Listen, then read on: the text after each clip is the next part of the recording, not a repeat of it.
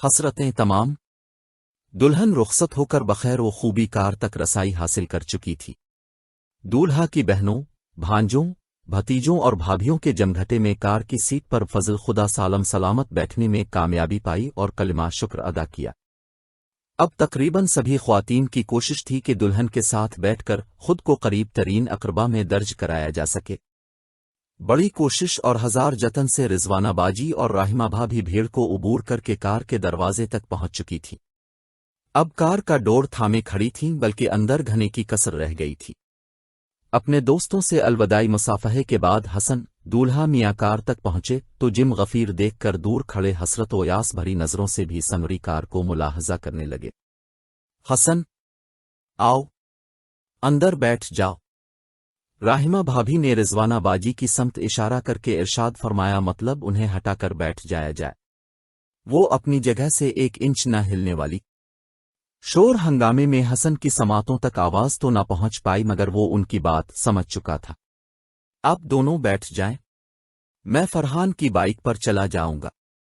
حسن نے ہاتھ کے اشارے سے انہیں زحمت دینے سے روکا جس کے لیے وہ پہلے سے تیار نہ تھیں۔ دونوں کے دلوں کو ڈھارس پہنچی اور مطمئن و شاداں بظاہر بے نیاز بنی ہزاروں چلتے دلوں کو نظر انداز کیے دلہن کے ساتھ تشریف فرما ہوں۔ گھر پہنچے تو ایک ہنگامہ منتظر تھا۔ رضیہ، رقیہ، بانو، صفیہ، زاہدہ، حنا، کرن، رفت سلطانہ اور دیگر تمام خواتین کے چہرے تھو بڑوں میں بدل چکے تھے۔ منہ کے زاویے اتنے خراب تھے کہ دلہن کے پاس جانا تک گوارا نہ کیا گیا۔ راحمہ اور رضوانہ نے اسے مجلہ عروسی تک پہنچایا۔ دولہا میاں حسن خواتین خانہ کا خراب موڈ دیکھ کر سرعت سے آگے بڑھے اور صفائیاں دے کر منانے لگے۔ کیونکہ اپنی شادی کے روز کسی قسم کی بدمزگی کے قائل نہ تھے، مجھے تو خود کار میں جگہ نہ ملی۔ ڈرائیور کے ساتھ تو بہر صورت رضا بھائی بڑے بہنوئی نے بیٹھنا تھا۔ جیسے بھابھی اور باجی دلہن کے پاس بیٹھ گئیں تو مجبورنہ مجھے فرحان کی بائک پر گھر آنا پڑا۔ اس کی دکھ بھری روداد سن کر کچھ چہروں کا تناؤ کم ہوا۔ اختر بیگم جو گھر پر ہی موجود تھیں، شادی والے گھر کو تالا نہیں لگاتے نابس تبھی محض استراحت تھیں ورنہ کسی نہ کسی کے لیے لینے کا جواز ڈھونڈ نکال، لہٰذا محفل جلد صرف 2 گھنٹے کی برائیوں کے بعد برخاست ہو گئی اور حسن میاں راحمہ بھابھی کی ہدایت پا کر جلد سے اپنے کمرے کی جانب باصحت رحمہ بھابھی بھی سونے کے لیے اپنے کمرے میں چلی گئیں۔ قدم من بھاری ہو رہے تھے، گویا پہلی چوری یا واردات کرنے نکلے ہوں۔ خوف الگ جان کھائے جا رہا تھا کہ اگر عقب سے کسی نے آواز دے کر روک لیا اور کسی بات پر اعتراض جڑ دیا تو کیا جواب دیں گے، پہلے ہی پسینہ پسینہ تھے۔ بالآخر تمام تر ہمت جمع کر کے جو نہیں ناب گھمائی اور اندر قدم دھرا ہی تھا کہ وہی ہوا جس کا ڈر تھا۔ کاکے یہ انداز مخاطب اختر بیگم کے سوا بھلا کس کا ہو سکتا تھا؟ لاشعوری طور پر کمرے کا دروازہ سرعت سے بند کر کے پیچھے موڑ کر دیکھا، مبادا بچپن کا مشہور زمانہ نام نئی نویلی دلہن کی سماعت تک نہ پہنچ جائے۔ عقب میں والدہ ماجدہ کو عیست دے پایا۔ سب تو گھوڑے گدھے بیچ کر سو گئے، جدھر جگہ نظر آئی منہ اٹھا کر چڑھ گئے۔ بوڑھی ماں کا کسی کو ذرا جو خیال آیا ہو، کھانا کھایا یا نہ کھایا، مر گئی آجی گئی۔ آخری فقرہ ماں جی کا تکیہ کلام تھا، لہٰذا حسن کے چہرے پر کوئی جذباتیت پیدا نہ ہو سکی۔ میں نے دیکھا تھا، اب سو رہی تھیں، بمشکل حرف زبان سے ادا ہوئے، آہو جی اب تو یہی کہنا ہے۔ اس کی بات کا ذرا یقین نہ کیا گیا۔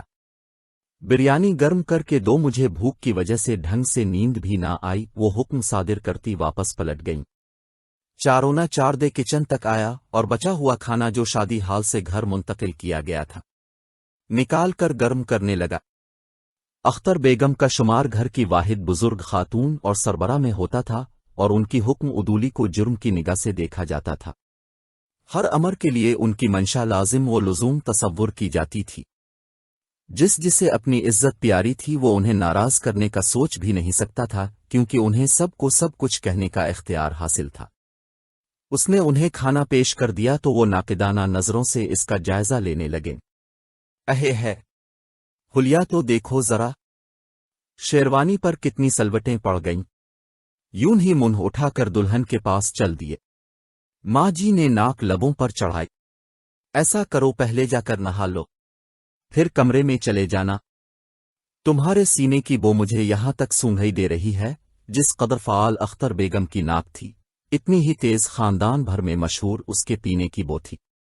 मुझे नींद आ रही है माँ जी, मैं बस सोऊंगा। जी कड़ा करके बेहद हिम्मत से काम लेकर जमाई ली गई। रुक जरा, ये बर्तन चीन में रख कर चले जाना है। आधा खाना तो वो खा चुकी थी, थोड़ा बाकी थी। वो ज़ब्त और सब्र की बुलंदियों को छूता बैठा रहा।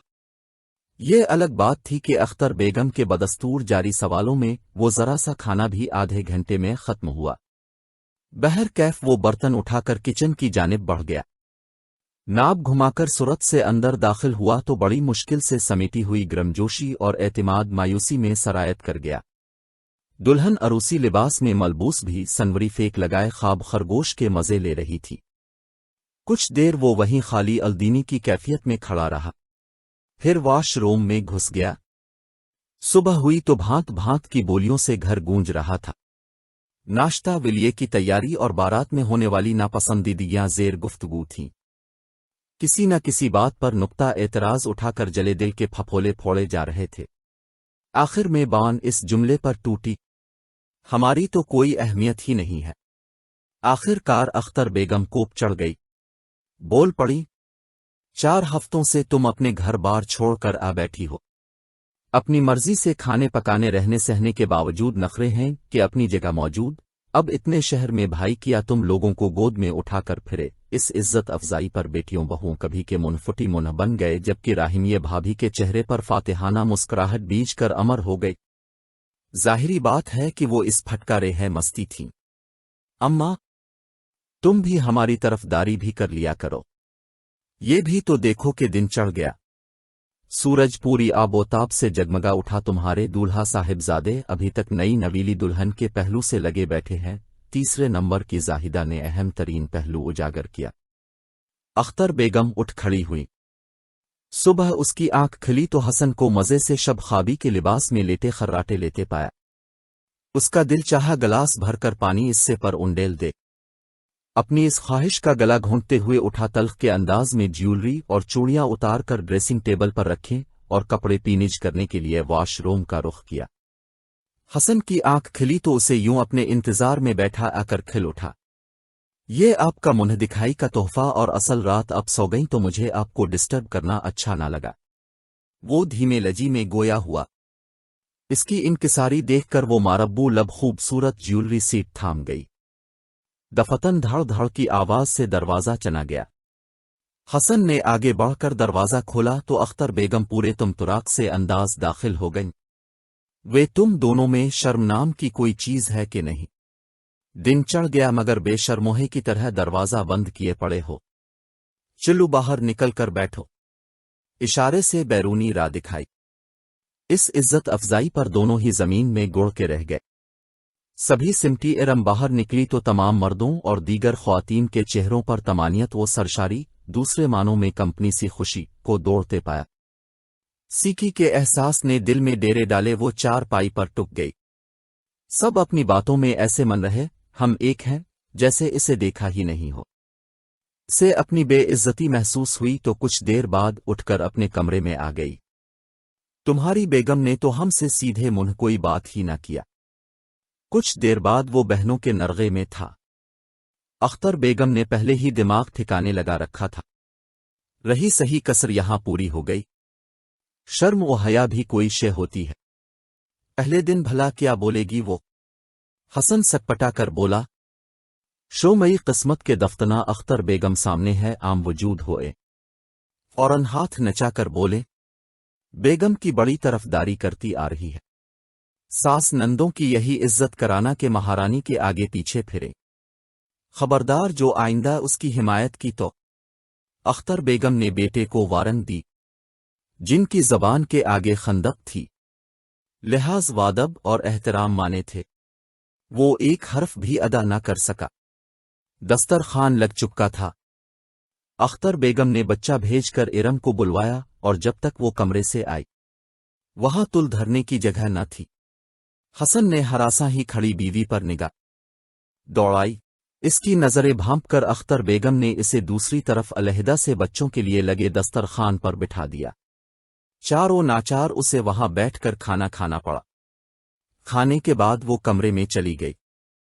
کچھ دیر بعد حسن آیا تو اس کا خراب موڈ دیکھ کر سمجھانے لگا۔ فرحان بھائی اور رضوان بھائی شادی کے فوراً بعد الگ ہو گئے تھے، ماں جی اسی تناظر میں ہمیں دیکھ رہی ہے۔ ارم، مجھے اپنے اور تمہارے ساتھ تھوڑی بہت زیادتی ہونا منظور ہے، مگر میں نہیں چاہوں گا کہ میری مگر ماں، بہنوں، بھتیجوں اور بھابھی کا دل کسی بات پر ٹوٹے۔ تم بھی اس بات کا خاص خیال رکھنا۔ سبحان بھائی نے دیار غیر میں بیاں رچا کر بیوی اور بچوں پر ظلم ڈھایا ہے۔ مانا کہ ماں جی کی طبیعت اور مزاج ذرا سخت ہے، مگر بھابھی انہی کے ساتھ کئی سالوں سے گزارا کر رہی ہے۔ آج لوگ بھابھی کی مثالیں دیتے ہیں، اماں خود ان کی گردیدہ ہیں۔ وہ مہربال اب اس بات میں سر ہلا کر رہ گئی۔ یہ کیا منہ اٹھا کر سیدھے کمرے میں چل دیے؟ یہ طور طریقے یہاں نہیں چلتے، اور دکھاؤ ذرا یہ کیا ہے؟ جو ہی حسن کمرے کی جانب بڑھا، اختر اس کی تقلید میں کمرے میں داخل ہوئی۔ ارم کے ہاتھ سے شاپر جھپٹ لیا۔ ہائے چوڑیاں، ماں کے لیے لانا تو یاد نہ آئے۔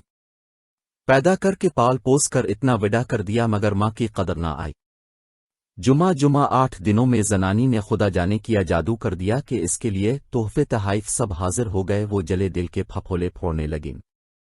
چھوڑو اماں، تم کیوں اپنا دل جلاتی ہو؟ ہوتی ہیں کچھ عورتیں شوہر کو اپنا غلام بنانے والی۔ افسوس، یہ ہتھ کنڈے مجھے اب تک نہ آئے۔ جیٹھانی آنکھیں مٹکا کر تنزیہ انداز میں بولتی ساس کا ہاتھ پکڑ کر باہر کی جانب بڑھی، مگر اختر بیگم کی شعلہ بیانیاں جاری تھیں۔ یہ بے غیرتیاں میرے گھر میں نہیں چلتی۔ میری کم عمر نادان پوتیاں ہیں۔ گھر کا ماحول بگڑا تو دونوں کو بازو سے پکڑ کر باہر نکال دوں گی۔ شرمندگی سے وہ دونوں زمین میں گڑے جا رہے تھے، اور حسن نے آئندہ بیوی کے لیے کچھ لانے سے توبہ کر لی۔ راہمہ اماں کو پانی پلا کر اپنے کمرے میں آئی تو بڑی صاحبزادی کو اوندھا لیٹے کوئی واہیات ویڈیو دیکھتے پایا۔ کمبخت جب سے وائی فائی لگوایا تھا، دونوں لڑکیاں موبائل سے چپکی رہتی تھیں۔ راہمہ نے بھی زیادہ روک ٹوک نہ کی کہ بھلا یہی تو بچیوں کے موج مستی کے دن ہوتے ہیں۔ تفریح کی آڑ میں کیا چیزیں ملاحظہ کی جا رہی ہیں، اس بات کو درخور اطلاع نہ جانا گیا۔ اٹھ کر کمرے کی جھاڑو نکال لو بیٹی، ابھی چچی صحن سے لگائے گی تو کمرے کا کچرا بھی ساتھ ہی سمٹ جائے گا۔ راہمہ کی ہدایت پر پاؤں جھلتی ربیہ نے برا سا من بنایا، اب چچی کو بول دیں کہ ہمارے کمرے سے بھی جھاڑو نکال۔ مفت مشورہ حاضر تھا۔ تمہاری چچی کے منہ کون لگے جسے خود خیال نہ ہو؟ اسے کہنے کا کیا فائدہ ہو نہ؟ راہمہ نے ناک چڑھائی۔ کیوں؟ آپ کے ہاتھ کا پکا کھانا بھی تو کھا لیتی ہیں، تو پھر کمرے سے جھاڑو کیوں نہیں نکال سکتی؟ اب سب کے لیے کھانا بناتی ہیں تو انہیں بھی چاہیے کہ سب کمروں کی صفائی کرے۔ ربیہ سخت بے مزہ ہو کر گویا ہوئی۔ بات کسی حد تک راہمہ کی عقل میں سما چکی تھی۔ باہر ایک دیورانی پر حکم صاد کر دیا۔ دبو قسم کی ارم کو چاروں ناچار ان کے کمرے کی صفائی کرنی پڑی۔ وہ جیٹھانی کی بات سے انکار کر کے کوئی نئی بدمزگی پیدا نہیں کرنا چاہتی تھی۔ راہمہ کی مستحکم حیثیت سے وہ بخوبی واقف ہو چکی تھی۔ حسن ناشتے سے فارغ ہو کر آفس جانے کے لیے تیار کھڑا تھا۔ اختر بیگم سے اجازت طلب کرنے کے بعد اس کی متلاشی نظریں ارم کی منتظر تھیں۔ وہ دکھائی نہ دی تو غیر ارادی طور پر اس کے قدم اپنے کمرے کی جانب اٹھ گئے۔ اختر بیگم نے پہلو بولا۔ چند لمحوں بعد وہ کمرے سے نکلا اور اپنی مسکراہٹ پر قابو پاتا خوشگوار تاثر لیے بیرونی جانب بڑھنے لگا کہ اختر بیگم کی آواز آئی۔ بےہداتی بیگم کے ساتھ کیا راز و نیاز چل رہے تھے؟ خبردار، جو گھر کا ماحول بگاڑنے کی کوشش کی تو میری معصوم بچوں کے ذہن خراب ہوں، یہ میں کسی طور پر برداشت نہ کروں گی۔ کان کھول کر سن لو۔ اعتراض جڑ کر بات کو طول دیا۔ انہیں دونوں پوتیوں کی تربیت کی بڑی فکر لاحق تھی، تبھی نئے نویلے جوڑے پر کڑی نظر رکھتی۔ حسن کے جانے کے بعد ارم نے جو بے بھاؤ سنے وہ الگ تھا۔ چاچو کے ساتھ کھانا ہمیشہ بھتیجیاں بیٹھ کر کھایا کرتی تھیں۔ ارم کو جبرن اختر بیگم کے ساتھ بیٹھنا پڑتا۔ اوائل روز میں کوشش کر کے بقول راہمہ چلا کی ہے، وہ سب سے پہلے حسن کے ساتھ براجمان ہوئی تو اختر بیگم نے بھسم کر دینے والے انداز میں گھوری ماری۔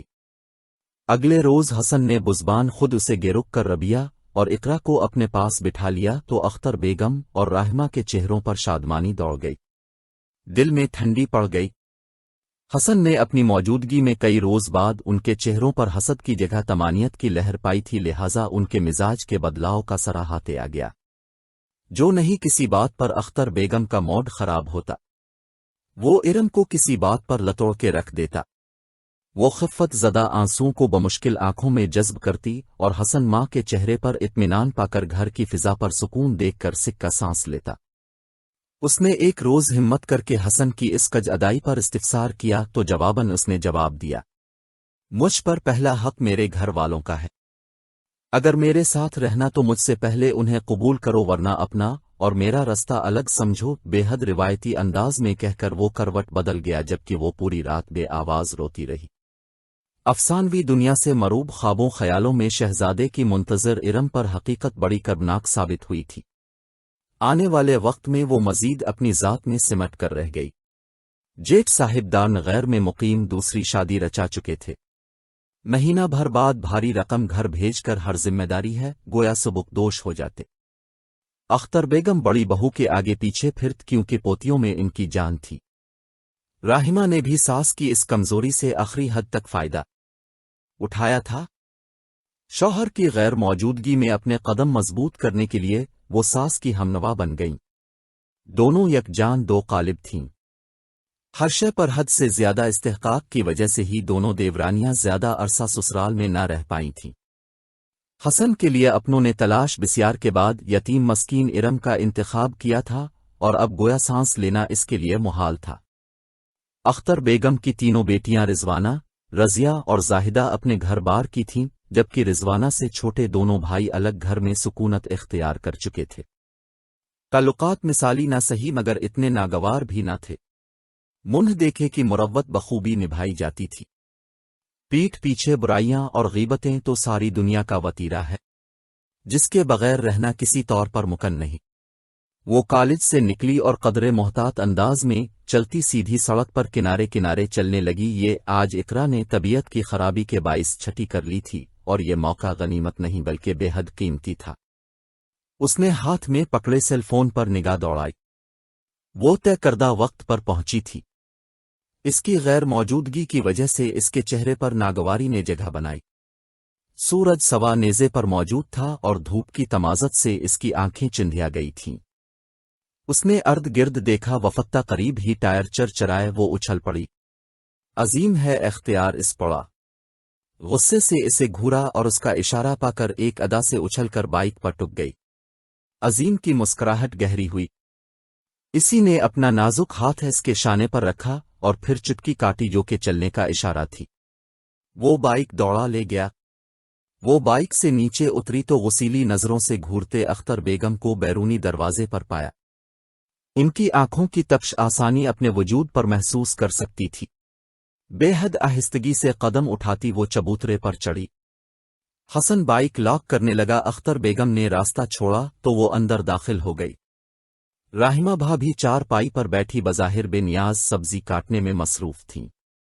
محض منہ میں کچھ بڑبڑا کر رہ گئیں۔ جو نہیں حسن پانی پینے کے لیے بیٹھا، اختر بیگم کی خاموشی کو زبان ملی۔ تم نے اپنی مہارانی سے پوچھا نہیں کہ راہمہ اچھا بھلا لیڈی ڈاکٹر کے پاس لے جا رہی تھی تو پھر اسے کیا پڑی تھی کہ تمہیں فون کر کے بلائے؟ حسن نے پانی کا گلاس ختم کیا اور پھر ارم کو گھورا۔ کوئی تصور نہ ہونے کے باوجود وہ مجرموں کی طرح نگاہیں جھکا کر کٹہرے میں عام وجود ہوئی۔ حالانکہ وہ تمام صورت حال ان پر واضح کر چکی تھی کہ وہ پیدل نہ جا سکے گی، اس لیے حسن کو فون کر کے بلا رہی ہے، مگر اختر بیگم کے ہاتھ نصیحت کرنے کا سرا آ چکا تھا۔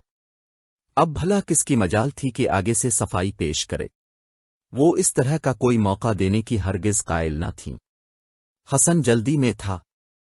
جاتے سمے بول پڑا۔ لہجہ بڑا کٹیلا تھا، بھابھی کے ساتھ چلی جاتی۔ خامخواہ مجھے فون کر دیا۔ کام ادھورا چھوڑ کر آنا پڑا، ہم نے بھی بچے پیدا کیے ہیں۔ یہ انوکھی تھوڑی ہے۔ وہی ازلی نسلی جدی پشتی جملہ، تم بھی بیگم کے بلاوے پر مستعدی سے دوڑے چلے آئے۔ महारानी पैदल चलने से इनकारी।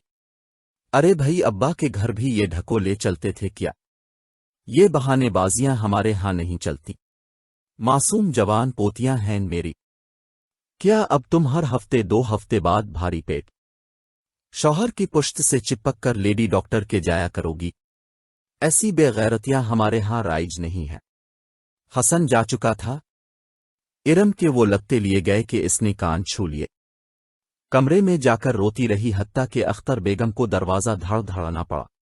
बाहर आ जाओ। अभी से छिले में पड़ गई क्या? चारों नाचार अलिफ से बाहर आकर कामों में हिस्सा लेना पड़ा। ऐसी सूरत में राहिमा की दबी दबी हंसी इसका दिल जलाकर राख कर रही थी।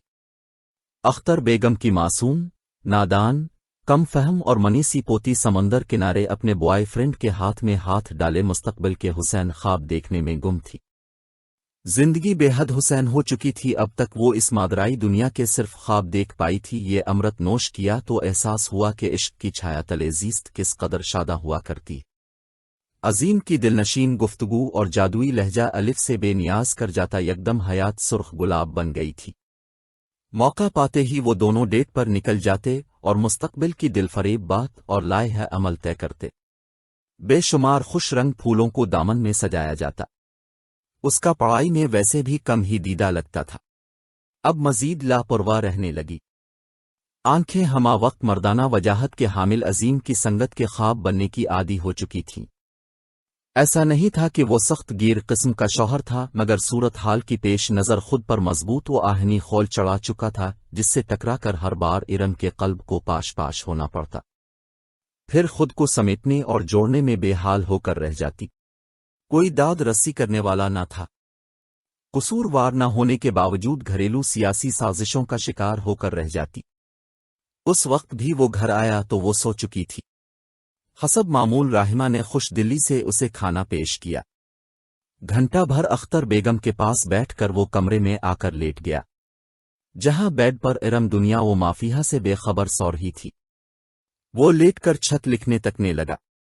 दिमाग मुख्तलिफ सोचों की आमाजगाह बना हुआ था। इरम से ज्यादती का ख्याल अक्सर दिल के निहा खाने में कसक बनकर उभर कर मदूम होता था। एहसास जुर्म अंदर ही अंदर कचोके लगाता रहता था। बाज औकात हमारे अपने हमारी खुशियों में रुकावट बनकर खड़े हो जाते हैं। अपनी हक तलफी के एहतिमाल से खुद ज्यादती के मुर्तकिब बन जाते हैं। वो सोचे गया। इरम की तरफदारी का मतलब था कि हासिदीन के शर को बढ़ावा देना और उसकी जिंदगी को मजीद इम्तिहान से दो चार करना। ये सोच कर वो उसकी जानिब से लापरवाह होता गया। लाशौरी तौर पर वो आने वाले अच्छे दिनों का हिसाब किताब करने लगा। रबिया और इकरा की शादी के बाद यकीनन वो दोनों एक मिसाली तमानियत, प्यारे करार से हुरियन इज़्दिवाजी जिंदगी गुजारने के लायक हो सकते थे। आसमा के एतराज़ात तब तक बेदम हो जाएंगे और अम्मा तो होंगी ही नहीं। वो यकदम चौंक कर सोचों के भंवर से निकला। अमान अम्मा कहाँ जाएंगी? सवाल ने लाशौरी तौर पर वो आने वाले अच्छे दिनों का हिसाब किताब करने लगा। रबिया और इकरा की शादी के बाद यकीनन वो दोनों एक मिसाली तमानियत, प्यारे करार से हुरियन इज़्दिवाजी जिंदगी गुजारने के लायक हो सकते थे। आसमा के एतराज़ात तब तक बेदम हो जाएंगे और अम्मा तो होंगी ही नहीं। वो यकदम चौंक कर सोचों के भंवर से निकाला। हम इन अम्मा कहाँ जाएंगी? सवाल ने सर उठाया। वो झरझरी लेकर रह गया। बेइरादा वो किसी पेज पर पहुंच गया था। दूसरों की जिंदगियों पर मुसल्लत होकर कभी कभी इंसान कितना बेवकात हो जाता है। आजकल साहिबजादे की मसरूफियात बढ़ चुकी थीं। मेडिकल स्टोर बंद करने के बाद तमाम वक्त मोबाइल, व्हाट्सएप और फेसबुक की नजर हो जाता, जिसे आबदा ने शिद्दत से महसूस करने के बाद सास से भी तज़किरा किया था। राशिदा बेगम के अज़हद इसरार के बाद आज वो जागकर उसकी आमद का इंतजार कर रही थीं। रात को 12 बजे स्टोर बंद करके 1.5 घंटा फोन पर बर्बाद करने के बाद 1:30 बजे अजीम ऑटोमेटिक लॉक खोलकर घर में दाखिल हुआ तो आबिदा ने इसे आड़े हाथों लिया। आदमी रात को घर में आने का कौन सा तरीका है? 12 बजे तो क्लिनिक भी बंद हो जाता है। फिर 1:30 बजे स्टोर बंद करने की भला किया तक है। एक दोस्त आ गया था। बातें करते करते वक्त का पत्ता ही ना चला। जवाज घड़ा जो नूरा से पेशतर मुस्तरद हुआ। हाँ, ہاں سہیلیوں کی طرح باتوں میں لگ کر وقت گزرنے کا احساس میں نہ ہوا۔ ماں ہوں تمہاری سارے رنگ جانتی اور چھتی ہوں، چاہنے کے باوجود لہجے کو سخت بنانے سے نہ روک پائے۔ وہ سر جھکا گیا۔ ذرا توقف کے بعد احساس ہونے قدرے نرمی سے گویا ہوئیں۔ رسم کی چیزیں دکھائی تھیں تمہیں، فریش ہو کر کھانا کھا لو تو لے کر آتی ہوں ریم۔ اس نے استفہامیہ نظروں سے ماں کو دیکھا۔ ہاں بھائی، اس اتوار کو ہم لوگ تمہارے ماموں کے گھر جا رہے ہیں، رسم بھی تو کرتی ہے۔ ہمارے خیال سے اب خاندان بھر میں تمہارے اور عروج کے رشتے کا سب کو معلوم ہو جانا چاہے بھی۔ چیدہ چیدہ رشتہ داروں کو لے کر بھائی صاحب کے گھر جا کر مروج کے ہاتھ پر پیسے رکھ کر آئیں گے اور انگلی میں انگوٹھی بھی ڈالوں کی انشاءاللہ۔ عابدہ مدھم لہجے میں روانی سے کہتے بھول ہی گئیں کہ ابھی 1 منٹ پہلے بیٹے پر تخت پر ہم تھی۔ عظیم صورتحال کی تعبیر آنگاہی کے بعد سخت کبیدہ خاطر ہوا۔ ایما پلیز بچپن کی اس زبانی کلامی بات کو آپ اتنا بڑھاوا نہ دیں۔ میں کسی اور کو پسند کرتا ہوں اور عروج سے شادی نہیں کر سکتا۔ بیٹے سے اتنی دیدہ دلیری کی توقع نہ تھی۔ عابدہ کے شک پر یقین کی مہر لگ گئی۔ روایتی بین امود آیا، خبردار جو کسی امرتی اور چھل پیری کو میری بھیجی پر فوقیت دی تو اس گھر میں عروج کے علاوہ کوئی لڑکی بہو بن کر نہیں آئے گی۔ عابدہ نے قطعیت سے کہا جبکہ عظیم خاموش رہا۔ ریلیکس ماما، کھانا تو دے دیجئے۔ ماحول کا تناؤ دور کرنے کے لیے وہ خوشامدانہ انانے میں بولتا اٹھ کھڑا ہوا۔ عابدہ نے بھی بچن کی رالی۔ حسن کو بیٹی کی پیدائش کی اطلاع ملی تو احساس تشکر سے آنکھیں نم ہو گئیں۔ دل رب کے حضور سجدہ ریز ہو گیا۔ اس نے میسج پڑھ کر بھابھی کو کال ملائی۔ مبارک ہو، ابا بن گئے ہو۔ بھابھی نے لیجے کو خوشگوار بنایا۔ خیر مبارک۔ ارم کیسی ہے؟ وہ بے اختیار کو چھے بیٹھا۔ لیجے سے فکر مندی مترقہ تھی۔ راہمہ کے دل میں نوکیلا کا نچسا چھا۔ ٹھیک ہے، تم خانخواہ پریشان نہ ہو۔ لاکھ نہ چاہنے کے باوجود لہجے میں طنز کی آمیزش ہوئی۔ میں پہنچتا ہوں، خدا حافظ۔ اس نے رابطہ منقطع کر دیا۔ راشدہ بیگم نے بہو کی دکھ بھری کھائی تو پرسوچ انداز میں سر ہلانے لگے۔ جوان جہاں اولاد سے یوں زور زبردستی سے کام نہیں نکلوایا جاتا۔ آئندہ گریز کرنا، سرشی اور بغاوت کا امکان ہوتا ہے۔ بہو کو سرزنش کرنا ضروری گردانا۔ خود سوچیں اماں، رشتہ ختم ہونے سے میرا تو میکے سے ناتا ہی بند ہو جائے گا۔ برسوں کی محبت اور ریاضت خاک میں مل جائے گی۔ عابدہ کے چہرے پر نظر کی لکر بڑی واضح تھیں۔ ہوا تم فکر مند نہ ہو، بہتری کی سبیل نکل آئے گی انشاءاللہ۔ نہ جانے کیسے بے فکرے والدین ہوتے ہیں جو لڑکیوں کو یوں بے مہار چھوڑ کر رکھتے ہیں کہ اپنے برخود تلاش کرتی پھر بھی ان کی بلا سے پرائے بیٹوں کے دماغ خراب کرتی پھریں۔ اللہ جانے اماہے کی تربیت اور بیٹیوں کی حیا کہاں جا چھپی۔ راشدہ بیگم نے کف افسوس ملی۔ دونوں ساس بہو میں کمال کی ذہنی ہم آہنگی تھی۔ ان کی بات سے بھی عابدہ 100% متفق تھی۔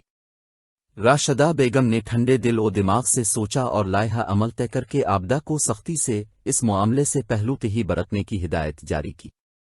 راشدہ بیگم کی فہم و فراست سے بخوبی واقف ہونے کی وجہ سے ایک حد تک مطمئن ہو کر عابدہ نے چپ سادھ لی۔ یہ تو تم نے بڑا اچھا کیا کہ آنٹی کو حقیقت سے آگاہ کر دیا۔ عظیم نے گزشتہ رات کا احوال اس کے گوش گزار کیا تو ربیہ چنکی۔ وہ طویل ہنکارا بھر کر رہ گیا۔ ابھی مزید ایکشن لینا پڑا کا ڈارلنگ۔ ظاہر ہے اتنی آسانی سے آنٹی اپنی ضد سے پیچھے نہیں کی اور وہ تمہاری نام نہاد معاشتر اسے ضرور تمہاری زندگی میں شامل کرنے کی کوشش کریں گی۔ وہ بڑے ناسانہ انداز میں بول رہی تھی۔ مگر تم صرف میرے ہو، بڑے بے باک انداز میں فلمی ڈائلاگ کی طرح بولی تو عظیم کا دل جھوم گیا۔ اپنی عزت ہر کسی کو عزیز ہوتی ہے۔ ارم عرصہ ہوا مل جل کر بیٹھنا اور گھلنا ملنا بھول چکی تھی۔ وجہ اختر بیگم کا بلا وجہ لعنت ملامت اور متون کرنا تھا، اپنے تئیں اپنا روب قائم رکھنا کچن میں مکمل طور پر راہمہ کی اجارہ داری تھی۔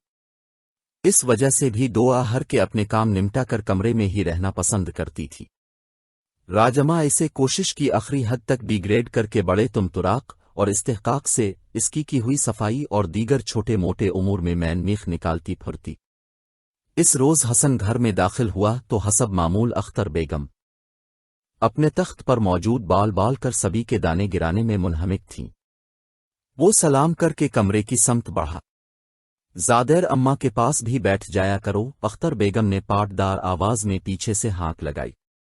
ارے اماں، روز ہی تو بیٹھتا ہوں، اب بھی حد کرتی ہیں۔ ناگوار انداز میں جواب سن کر اختر بیگم کی سر پر لگی اور تلواہے پر بھی۔ ارے اماں، روز ہی تو بیٹھتا ہوں، اب بھی حد کرتی ہیں۔ ناگوار انداز میں جواب سن کر اختر بیگم کی سر پر لگی اور تلواہے پر بھی۔ اللہ جانے اندر ہی اندر کیا گھول کر پلا دیتی ہیں بیویاں۔ وہ سر جھٹک کر آگے بڑھ گیا۔ کمرے میں داخل ہو کر وہ منفی رواحہ کو گود میں اٹھا کر ارم کو تیار ہونے کا کہنے لگا۔ نہ میں اماں سے پوچھ آتی ہوں، وہ برمان جائیں گی۔ ارم باہر کی جانب بڑھنے لگی۔ اس کی ضرورت نہیں ہے۔ اس نے اس کا ہاتھ تھام کر پیچ کر اپنے قریب کر لیا۔ وہ اس کے سینے سے الگی۔ اس اچانک افتاد پر ہکا بکارا گئی۔ تمہارے لیے صرف میں اور میری بات کافی ہونی چاہیے۔ وہ اس کے بالوں میں ہاتھ پھیرتا ایسے دلنشین انداز میں بولا کہ ارم کو خواب کا سا گمان گزرا۔ دلفریب مسکان نے اس کا لبوں کا احاطہ کیا۔ بعض اوقات ہم اپنا تسلط، اجارہ داری، ملکیت اور حاکمیت قائم کرنے کے چکر میں اپنا موجودہ مقام بھی کھو دیتے ہیں۔ جو شے مسلط ہوتی ہے اپنی قدر و منزلت کھو دیتی ہے۔ ساس کے حد درجہ سمجھانے اور تسلی و دلاسوں کے باوجود تنہائی میں عابدہ کی آنکھیں نم ہو گئی تھیں۔ جوانی میں ہوگی کی چادر اوڑھ کر ساری عمر نوکری کر کے بیٹے کو پروان چڑھایا تھا۔ ایک عمر تیاگ کر کچھ خوابوں کے دیب آنکھوں میں جلائے بیٹھی تھیں کہ وہ نیا شوشہ چھوڑ کر ماں کو بے دل کر چکا تھا۔ سیرال میں بوڑھی ساس کے علاوہ دور پار کے رشتہ دار تھے اور میکے میں بہن بھائیوں سے قابل ذکر میل جول تھا۔ وہ رشتے ہی اثاثہ تھے جو عزت بھری نگاہ سے دیکھتے تھے۔ ان عزیزوں رشتوں کی بے رخی سہنے کی متحمل نہ تھیں، بھی افسردہ اور ہیجان زدہ تھیں۔ باہر دادی اور پوتے میں کچھ راز و نیاز چل رہے تھے۔ دھیمی آویں کمرے تک رسائی پا رہی تھیں مگر الفاظ واضح طور پر سنائی نہ دے سکتے تھے۔ وہ منہ سر لپیٹ کر لیتی رہیں۔ یہ کیا ہے؟ حسن نے فائل بھابھی کی جانب بڑھائی تو انہیں اچنبھا ہوا۔ ویزا اور کاغذات مختصر مگر جامع جواب حاضر تھا۔ راہمد استفہامیہ نظروں سے دیکھے گئی۔ اختر بیگم کا دل بھی ہولا سا گیا۔ کم وقت بڑے تینوں کی طرح شادی کے بعد یہ لڑکا بھی بدلنے لگا تھا۔ اکثر تیور دکھا جاتا۔ اللہ کی بار ہو ان موئی کمینی ہویوں پر نہ جانے کیسے مٹھی میں کر لیتی ہے۔ اختر بیگم سوچ کر رہ لے۔ بھائی صاحب کافی عرصہ سے اصرار کر رہے تھے، میں ہی ٹال رہا تھا۔ کہنے لگے بھائی ہو، ذرا سا کام نہیں کر سکتے؟ مجبورنہ مجھے آپ کے اور ربیہ اقرا کا پاسپورٹ بنوانا پڑا۔ سامان وغیرہ پیک کر لیں، جس سے ملتا ہے آرام سے مل لیں۔ 2 ہفتے بعد روانگی ہے۔ وہ بتا کر رکا نہیں، اور راہمہ کی تو یہ حالت تھی کہ کٹو تو بدن میں لہو نہیں۔ ابھی کل ہی تو بڑی نند کے سامنے خیال آرائی کی تھی کہ حسن بچی کی پیدائش کے بعد اپنے رنگ ڈھنگ دکھانے لگا ہے۔ سوچ رہی ہوں گھر اپنے نام کرا لو۔ آنے والے وقت کا کیا بھروسہ کہ کون کیا کر گزرے۔ رضوانہ نے بھی متفق ہو کر اس بات میں سر ہلا دیا کہ بھابھی سے بگاڑنے کی سوچ بھی محال تھی۔ بھلا شیر کی کچھار میں ہاتھ کون ڈالے۔ اختر بیگم کے سامنے راہمد رونے کو ہو گئی۔ پردیس میں سوکن کے ساتھ میں نہ رہ پاؤں گی۔ امان رہنا تو پڑے گا، شکر کرو کہ اسے تمہارا خیال آ گیا۔ دیر آیت درست ادی اختر بیگم نے کلمہ شکر ادا کرنے کے سے انداز میں کہا۔ راہم یہ روحانسی ہوئی، ہمارے جانے کا آپ کو کوئی دکھ نہیں ہے؟ اماں لوجی کر لوگل، اب کیا میں اپنے دکھ کی خاطر تمہارا گھر خراب کروں؟ میری تو فقرات ختم ہوئیں، بیٹیوں کو بیا دیا، تم تو پھر بہو ہو، کبھی اپنے گھروں میں خوش باش جھلی لگتی ہے، چاہے بہو ہو چاہے بیٹی۔ اختر بیگم نے رکھئی سے جواب دیا۔ پر آلف ملک سونے پہ سہا کہ پرائی عورت کی زیر دوسرے درجے میں رہنا اف۔ راہمہ نے سوچ کر جھر جھری لی۔ اختر بیگم تو ہاتھ جھاڑ کر برطرف ہو چکی تھی، مزے سے پان کی گلوری بنا کر منہ میں رکھ لی۔ دوسروں کو تیسرے درجے کا شہری بنانے والے جب خود دوسرے درجے کا شکار ہوتے ہیں تو رے احمد کی طرح دم بخود رہ جاتے ہیں، کچھ بجھائی نہیں دیتا۔ ساس کی ہدایت سن کر آبدہ تحیر کے ساگر میں ڈوب کر ابھری۔ تم سے یہ امید نہ تھی اماں، اس چھل پیری کے گھر جانے کی بات کر رہی ہو، لیجے میں افسوس نمایا تھا۔ کتنے ارمان سے رسم کا جوڑا خرید کر لائی تھی، بھابھی سے بھی زبان کر چکی ہوں، ساری بات جاننے کے باوجود اب رشتہ لے جانے کی حامی بھر چکی۔ اس لڑکے کی چکنی چپڑی باتوں میں آ گئیں۔ آبدہ صدمے کی سی کیفیت میں بولے، وہ تم میرے ساتھ چلو تو سہی۔ بڑی بھی اپنے کہے پر قائم تھی، ایک ایچ پیچھے نہ نہیں۔ چہرے پر کمال اطمینان چھایا تھا۔ دھیمی آواز میں بہو کے کان کے قریب منہ کر کے جانے کیا کہا کہ آبدہ کے چہرے سے بھی ملال جاتا رہا۔ راہما اداس تھی اور آنے والے وقت کا سوچ کر کسی حد تک خوفزدہ بھی۔ آج تو ارم کی آمد سے قبل کچن میں کھڑے ہو کر ناشتہ بھی نہ بنا سکی، دودھ کی بالٹی بھی آدمی جنگ میں انڈیل کر کمرے میں رکھنا بھی بھول گئی۔ رات حسن جو سیب لایا تھا وہ بھی باہر فری میں رکھے اپنی خوش بختی پر پھولے نہ سما رہے تھے۔ خیر سے اختر بیگم بھی پر ملال تھیں بھی چپ چاپ لیٹی تھیں۔ ارم حسن کا ناشتہ لینے کے لیے کمرے سے نکلی تو خلاف معمول میدان صاف دیکھ کر تیر زدے رہ گئی۔ بہر کیف ڈرتے ڈرتے فریج سے آٹا نکال کر لائی اور لاشعوری طور پر منتظر ہی رہی کہ آخر کب جیٹھانی آ کر اسے پیچھے ہٹائے اور چولہے پر قبضہ جمائے، مگر راہما کو تو جیسے سانپ سونگ گیا تھا، کمرے سے نکلی ہی نہیں۔ ارم بہو، میرا بھی ناشتہ بنا دینا۔ اختر بیگم نے بستر سے ہانک لگائی، لہجہ خاصا نرم تھا۔ ارم اس انداز تخاطب اور ناشتے کی استدا پر بے ہوش ہوتے ہوتے بچی۔ ربیہ بستر میں دیکھی یہ جھوٹ موٹ کی سوتی دل ہی دل میں اس نئی افتاد پر غور و خوض کر رہی تھی۔ عظیم سے جدائی کا احساس خود پر طاری کرنے کے لیے کوشاں تھی مگر ذہن بھٹکا جا رہا تھا۔ ان تمام باتوں سے ہٹ کر اپنی خوشی چھپائے اقرا اپنی دوستوں سے ملنے کے لیے نکلنے کی تیاریوں میں مصروف تھی۔ 2 درجن دوستوں کو آخر 2 ہفتوں میں نمٹانا بھی تو تھا۔ وقت بے حد علیل تھا، عظیم نے یہی گلی بتائی تھی۔ آبدہ اور راشدہ نے اس بچی تھی میں قدم رکھا تو راشدہ بیگم سراج ماریل سے بنا گھر لمحوں میں پہچان لے۔ دستک دی تو کیم تیم خاتون نے دروازہ کھولا۔ آنکھیں چندھیا کر بغور دونوں خواتین کا جائزہ لیا گیا، پھر اندر آنے کا راستہ چھوڑ دیا۔ وری راشدہ تو اختر بیگم راشدہ بیگم سے بغلگیر اس طرح ہوئی کہ دہلی پہلی سی راشدہ کو مانو قابو میں کر لیا ہو، وہ بھی شاداں و فرحان اختر بیگم کی مضبوط بانہوں میں سمائیں۔ آبدہ ساس کو نہالوں پر مست خاتون سے چھی پائے دیکھ رہی تھیں۔ ان کا ارادہ وہ انجا کر ہلا بولنے کا تھا مگر یہاں تو صورت حال ہی نرالی تھی، دونوں پرانی پڑوس تھیں۔ اختر بیگم نے اپنا گھر خریدا تو یہیں شفٹ ہو گئی۔ راشدہ بیگم نے بھی شروع میں میل جول رکھا مگر جوں ہی بیٹے کی شادی کی تو بہو کے ساتھ مصروف ہو کر رہ گئیں۔ کچھ اختر بیگم کسی وجہ سے آبدہ کی شادی میں شامل نہ ہو پائی تھیں، لہذا دونوں کا ملنا جلنا ختم ہو گیا۔ اختر بیگم نے دونوں کو اپنے تخت پر ہی بٹھا لیا تھا۔ اب پرانی یادیں تازہ ہونے لگیں اور گزرے قصے گوش گزار ہونے لگے جس مقصد کے تحت آئے تھے وہ درمیان میں ہی رہ گیا۔ آبدہ کے شہر کے اور اشارے بھی راشدہ بیگم کو حال میں واپس نہ لا پائے۔ ارم نے ہی ان کے سامنے دسترخوان لگا کر وہیں تخت پر ناشتہ پیش کیا۔ راہما نے رسمی سے انداز میں آ کر دعا سلام کی، اپنے تو کوئی بات ہی نہ کی۔ واپسی میں آبد سخت کبیدہ خاطر تھیں۔ دروازے سے باہر نکلتے ہی شکو کیا، تو اتنی باتیں کی تو ہیں؟ ساسو ماں نے بڑے اطمینان سے جواب دیا۔ ہنوز چہرے سے شادمانی پھوٹ پڑ رہی تھی۔ اس بارے میں کچھ نہیں کہا۔ آبدہ نے اس پر زور دیا، ہاں تو ہم کیوں پرائی بچی پر انگلی اٹھائیں؟ اپنے بچے کو قابو میں رے تو بات بنے۔ راشدہ بیم پرانی سہیلی سے مل کر ہلکی پھلکی ہو گئی تھی، ناک سے گویا بھی اڑائی۔ آبدہ ساس کا دوہرا رویہ دیکھ دل مسوس اب کیا ہوگا، دانت کچ کچائی۔ مسئلہ جوں کا تو اپنی جگہ موجود تھا، بے فکر رہو۔ فونوں کی دوستیاں اور محبتیں زیادہ دیر پا ثابت نہیں ہوئیں، جتنی تیزی سے پروان چڑھتی ہے اتنی ہی جلدی زمین بوس ہو جاتی ہے۔ دیکھ لینا اپنے ناہنجار کو بھی، خود ہی سدھر جائے گا۔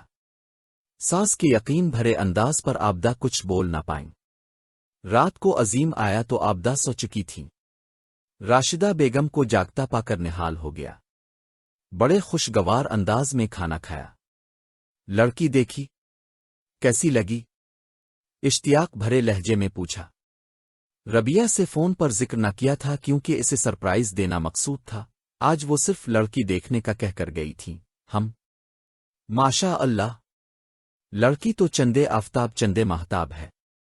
اپنے ماموزاد کے ساتھ گھومنے نکلی ہوئی تھی۔ ہمارے سامنے ہی واپس بھی امہار انہوں نے ہی لوٹی۔ راشدہ بیگم نے اطمینان سے کہا۔ ہیں دادی؟ عظیم اچھل پڑا۔ ہاں بیٹا، میں تو تمہیں بتانا ہی بھول گئی۔ تمہاری ہونے والی دادی ساس میری پرانی سہیلی نکلی۔ مل کر مزہ آ گیا۔ میں تو آبدہ سے کہہ رہی تھی اگلی بار عظیم کو ضرور ساتھ لے کر جائیں گے۔ اب تو سمجھو گھر کا معاملہ ہے۔ راشدہ بیگم کمال بے نیازی سے کہتی کن اکھیوں سے پوتے کے چہرے کے بدلتے رنگ ملاحظہ کر رہی تھیں۔ چھوڑی دادی، وہ ماما کہہ رہی تھیں کہ کوئی رسم کا سامان و امان۔ وہ ماموں کے گھر جانے کے لیے کھانے سے ہاتھ بیچ گیا۔ اچھا وہ جیسا تم کہو بیٹا، جیسے تم خوش، دادی نے بظاہر سرسری انداز میں کہا، جبکہ دل میں لڈو پھوٹ رہے تھے۔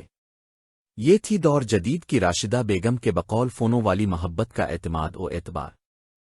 پورا ایک دن وہ بستر پر پڑی خود پر 2 ہفتے بعد آنے والی جدائی طاری کرنے کی کوشش کرتی رہی، مگر ذہن بھٹک بھٹک کر کمیونی اقرا کی جانب جا رہا تھا جو اسے تکلفہ پوچھ کر مزے سے ٹور پر نکلی ہوئی تھی۔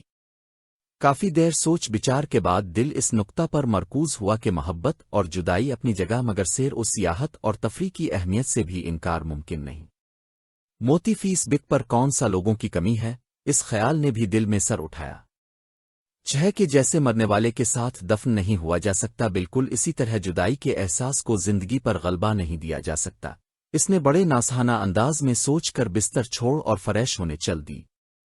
اب آنے والے وقت میں جہاز کے سفر کا خیال، دینی کی مست ہوائیں، باپ کی طرف سے ملنے والی آسائشات اور ماڈرن اسٹیپ مما کا خیال ذہن و قلب کی آماجگاہ بنا ہوا تھا۔